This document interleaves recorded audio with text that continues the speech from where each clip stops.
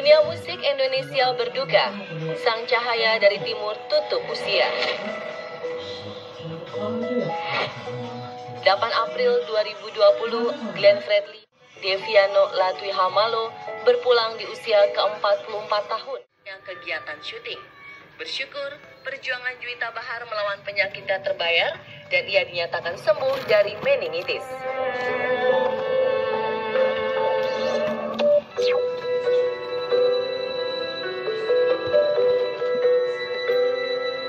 Istri musisi Anang Hermansyah juga pernah didiagnosa meningitis pada 2013 lalu. Kala itu Ashanty sering mengeluhkan sakit di bagian kepala yang kian parah.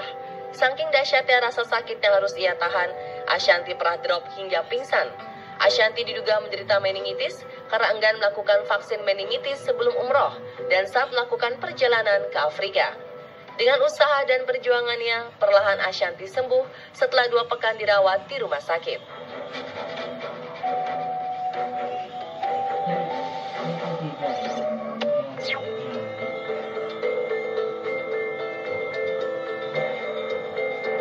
Seorang novelis dan cerpenis asal Irlandia meninggal karena mengidap meningitis di usia ke-46 tahun. Jurnalis ternama dunia ini dikenal dengan selera humornya yang cerdas. Ia merupakan salah satu penulis drama paling sukses pada era Victoria.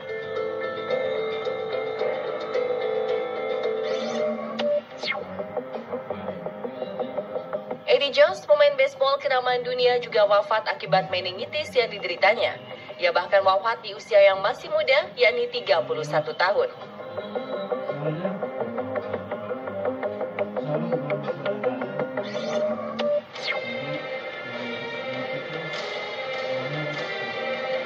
Meningitis juga pernah menewaskan seorang aktor, musisi, dan penulis lagu Brock Benton.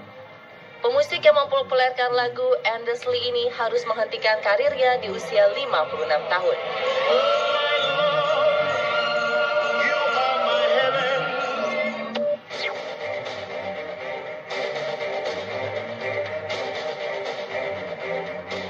Petinju ulung asal Argentina, Ubaldo Nestor, juga wafat karena meningitis.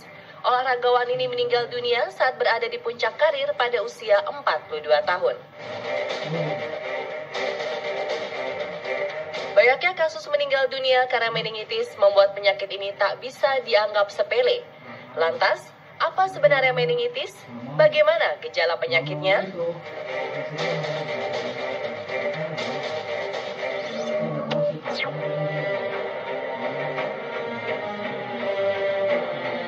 Menurut WHO, meningitis merupakan peradangan pada lapisan pelindung yang menyelimuti otak dan saraf tulang belakang.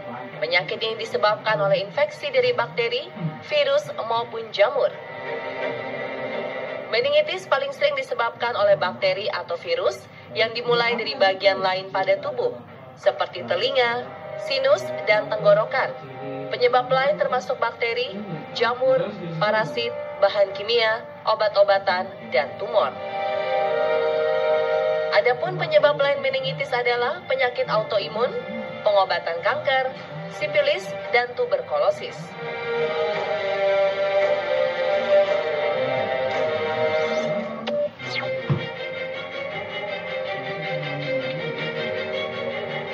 Penyebaran meningitis bakteri melalui pernafasan dan sekresi tenggorokan. Sekresi tenggorokan berarti droplet atau cairan yang dikeluarkan dari mulut. Kondisi ini menular melalui batuk, bersin, dan terkena cairan si penderita.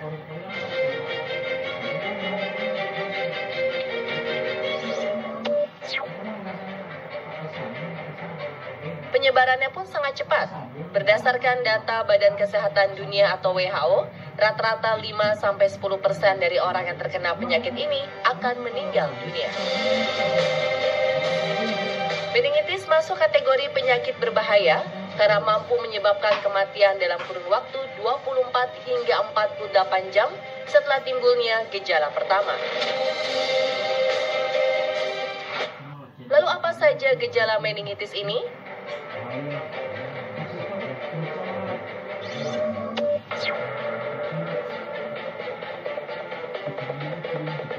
Tanda dan gejala awal meningitis menyerupai gejala flu, namun berkembang setelah beberapa jam atau hari.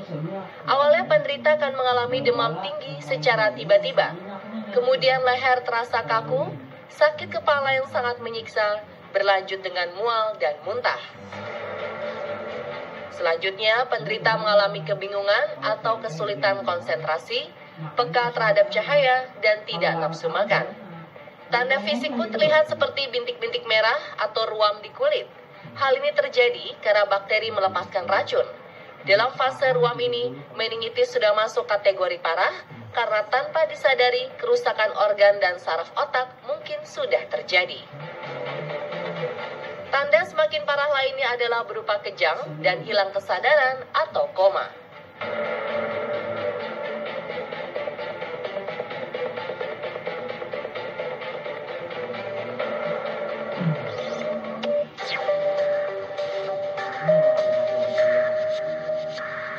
Menurut data WHO 2010, sebanyak 400 juta orang terinfeksi bakteri meningitis dengan tingkat kematian berkisar 25%. Angka terbanyak adalah di Afrika dan Asia, terutama di kawasan dengan tingkat kebersihan yang belum memadai dan padatnya penduduk. Yang makin membahayakan, sebagian besar kasus ini menimpa orang sehat dan tanpa ada faktor resiko yang teridentifikasi. Tak ada usia khusus yang mungkin menderita penyakit ini, sebab segala usia rentan akan meningitis. Namun, meningitis kerap menyerang orang dengan sistem kekebalan tubuh lemah, seperti anak-anak, orang tua, dan pengidap HIV/AIDS.